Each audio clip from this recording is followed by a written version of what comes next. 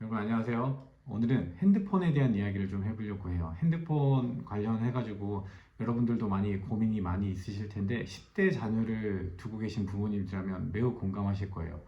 핸드폰 관련해가지고 사실 요즘에는 이슈도 되게 많이 있고 유럽이라든가 프랑스라든가 이런 데들은 사실은 뭐 16세 이상부터 이제 핸드폰 SNS 사용을 가능하게 하는 그런 법안들이나 이런 것들이 되게 활발하게 움직여지고 있고 우리나라도 뭐 고민을 하고 있다라고 얘기하는데 사실은 아직 멀은 것 같아요.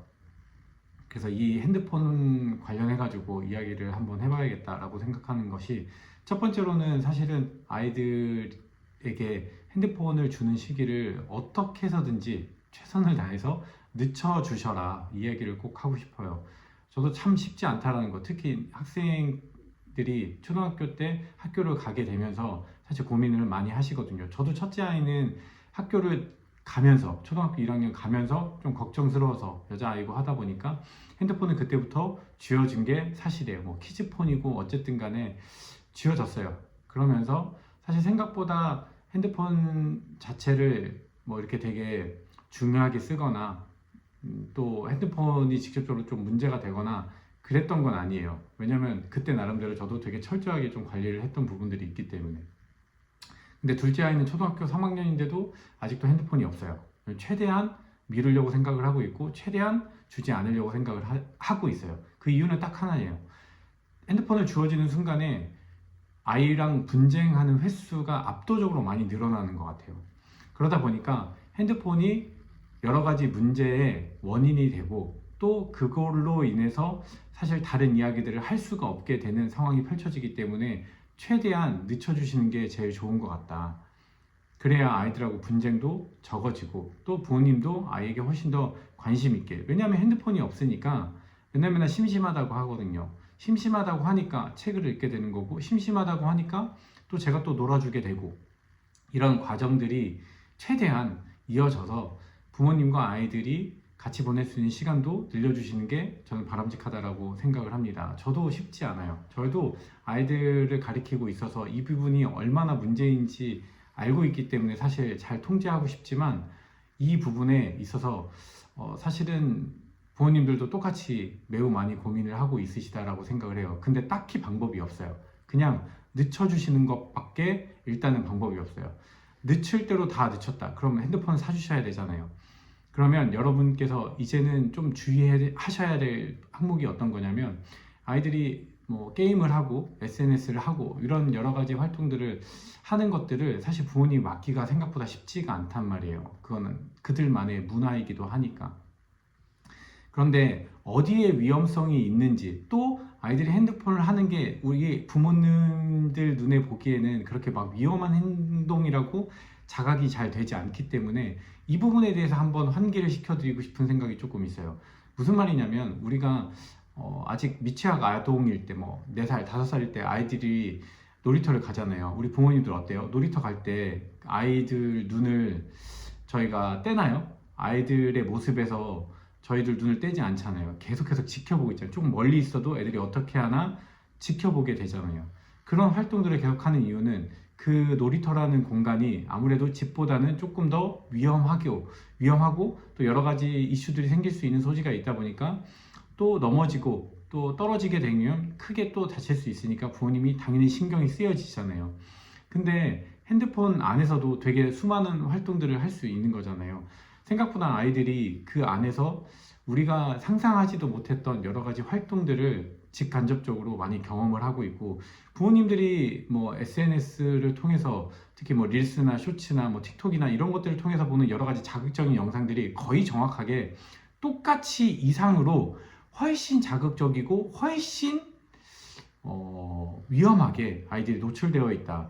어른들은 사실 그렇게 심각하게 노출되어 있다고 저는 생각하진 않아요. 왜냐하면 어른들은 그런 것들을 별로 좋아하지 않거든요. 분명 좋아하시는 분들도 있겠죠. 네, 그런데 상대적으로 그런 부분들을 특히 어머님들은 그런 거 잘 안 보세요. 그러다 보니까 SNS가 그렇게 위험한 존재라고 잘 느껴지지도 않는단 말이에요. 근데 애들 계정을 한번 보세요. 중간중간에 한번 꼭 체크해 보시면서 얘가 어떤 내용들을 보고 있는지, 걔 알고리즘이 어떤 상태로 이렇게 되어져 있는지 한번 보시면 아마 기겁을 하실 수도 있습니다. 그렇기 때문에 아이들의 영상을 보고 있거나 아이들이 핸드폰을 가지고 혼자서 계속 활동을 할 수 있게끔 내버려 두시는 건 별로 바람직하지 않다. 이게 더 훨씬 더 위험한 세계일 수 있다. 아이들을 놀이터에다가 노는 세계보다는 가상의 세계지만 이 세계가 훨씬 더 아이들의 뇌를 피폐하게 만들 수 있는 그런 소지가 높다라고 말씀을 드리고 싶어요. 그래서 무엇보다도 아이들이 가족하고 같이 있었을 때나 친구들이랑 같이 있었을 때 생각보다 그렇게 위험한 내용이나 자극적인 내용 상대적으로 보진 않아요. 그런데 혼자 있을 때 되게 그런 경향이 되게 심하다는 걸 꼭 알고 계셨으면 좋겠어요. 그러니까 아이를 밖에서 친구들과 놀게 내버려 두면서 아이들하고 같이 게임하거나 아이들하고 같이 SNS를 하는 거는 오히려 별로 그렇게 위험하지 않아. 상대적으로 혼자 있을 때가 훨씬 더 위험하다고 생각을 해요. 그렇기 때문에 부모님들의 관심이 조금 필요하다. 그리고 이거는 사실은 부모님이 인식을 하셔야 되는 게 아이들에게 그냥 핸드폰 하지 말아라, SNS 그만해라 이렇게 얘기하는 것들이 별로 효용 가치가 없다. 네. 그러면 어떻게 해야 되냐? 부모님들이 일단 나서서 해주셔야 된다. 부모님들도 아이들하고 같이 있었을 때는 핸드폰을 하지 않으시려고, SNS를 보지 않으시려고 사실 부모님이 노력하셔야 돼요. 당연히 쉽지 않죠. 당연히 어렵겠지만 저도 어려운 것 같아요. 왜냐하면 저는 이제 사업을 하고 있고 계속해서 카톡이 또 여러 가지 메시지들이, 여러 가지 알림들이 진짜 끊임없이 오거든요. 그래도 아이들하고 있을 때는 어떻게든지 안 보려고 하고 또 몰아서 보려고 되게 노력을 하는 편이에요. 그런 노력 없이는 사실은 아이들하고 대화하기가 쉽지 않아요. 왜냐하면 부모는 보는데, 당신은 보는데 왜 나는 못 보게 하는가? 라는 게 아이들의 논리거든요. 그렇기 때문에 부모님도 보지 않으시려고 노력하는 모습, 그러면서 자꾸 아이들하고 같이 보낼 수 있는 시간을 만들려고 하는 노력이 되게 많이 필요하다, 이 말씀을 드리고 싶은 거예요. 게임과 SNS 이런 것들 하는 것 자체가 사실은 문제라기보다는 이런 일들을 하게 됨으로 인해서 아이들이 어떠냐면 공부를 안 하게 돼요. 공부를 당연히 안 하게 되면 어떤 현상이 벌어져요? 점수가 안 나오겠죠? 그럼 부모님이 잔소리를 하겠죠? 부모님이 잔소리를 하게 되면 어떻게 될까요? 당연히 갈등이 생기겠죠. 사실 이런 일련의 과정들이 사실 순차적으로 문제가 생기기 때문에 사실은 이게 문제가 있다라고 보는 거예요.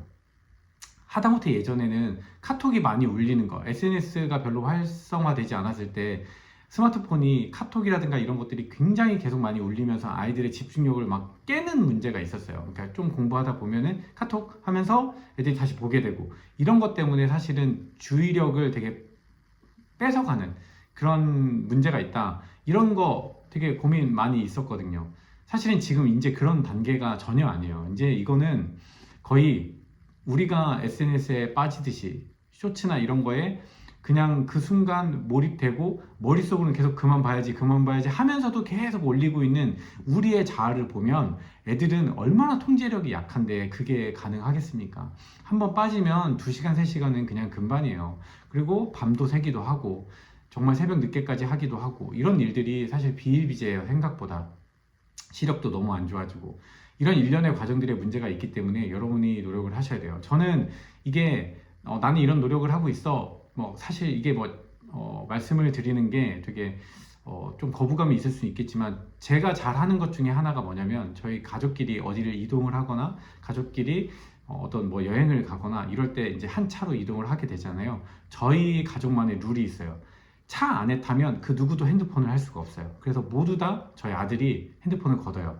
모두 다 반납을 해서 핸드폰을 쓰지 않고 그 작은 공간에서 서로 조금이라도 얘기를 하고, 그게 안 되면 그냥 자요. 네. 그렇지 않고서는 사실 핸드폰은 계속해서 끊임없이 대화의 단절, 그리고 생각의 고립을 만드는 굉장히 큰 문제 요인이 될 수 있다. 가만히 생각해 보면 여러 가지 악순환의 문제들이 이런 핸드폰으로 생기는 것들이 사실 생각보다 되게 많이 있거든요.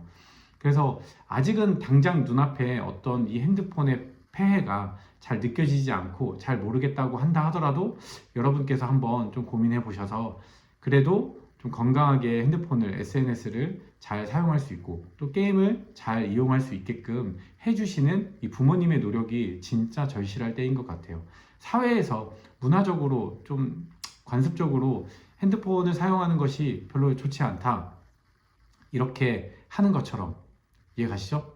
네, 그거는 그거겠지만 우리는 우리 나름의 노력을 해야 되니까. 알겠죠? 자, 오늘도 화이팅입니다. 안녕.